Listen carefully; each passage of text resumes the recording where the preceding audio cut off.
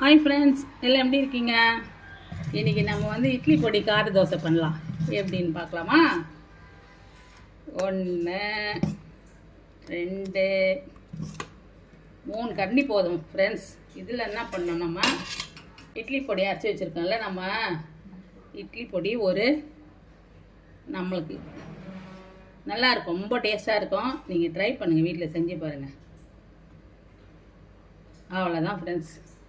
என்ன பண்ணணும், இதை நம்ம போட்டு கலக்கிடணும். இட்லி தோசை மாவில் இட்லி பொடியை கலந்து நம்ம தோசை சுட்டோன்னா இதுக்கு கார தோசை. நான் ஏற்கனவே செஞ்சுருக்கேன், அதான் உங்களுக்கு செஞ்சு காமிக்கிறேன். நம்ம பருப்பெல்லாம் ஊற வச்சு, துவரம்பருப்பு, கடலைப்பருப்பு, சிறுபருப்பு எல்லாம் ஊற வச்சு செய்வேன்ல, அதுக்கு பதிலாக இது கடலைப்பருப்பு, கருப்பு உளுந்து, சிறுபருப்பு, மிளகு, சீரகம், காஞ்ச மிளகாலாம் போட்டு இட்லி பொடி நம்ம வீட்டில் அரைக்கிறோம்ல, அதை வந்து நம்ம இந்த தோசை மாவில் இது மாதிரி நல்லா தண்ணியாக கலக்கிக்கணும்.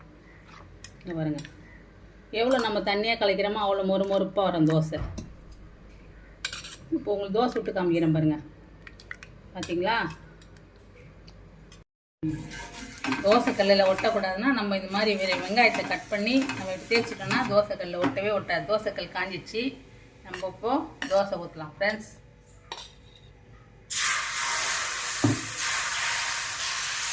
எவ்வளோ மெலிசாக ஊற்றலாம்னு நீங்கள் உங்களுக்கு நல்லா வரும், அழகாக வரும். கொஞ்சமாக என்ன பண்ணுங்கள், நெய் ஊற்றிக்கணும். ஒரு பக்கம் வேகட்டும், சிம்மில் வச்சுக்கோங்க, ரொம்ப ஃபாஸ்ட்டாக வைக்கக்கூடாது.